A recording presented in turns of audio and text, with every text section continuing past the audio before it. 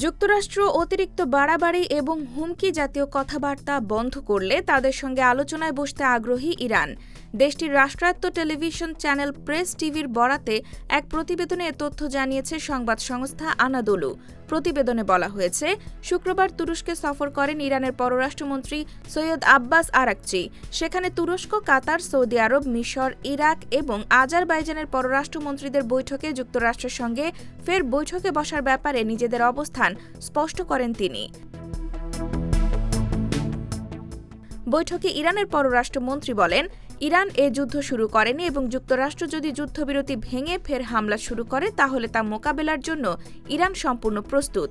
তিনি বলেন, তবে আমরা চাই আমাদের মতপার্থক্যগুলো সংলাপের মাধ্যমে সমাধান হোক।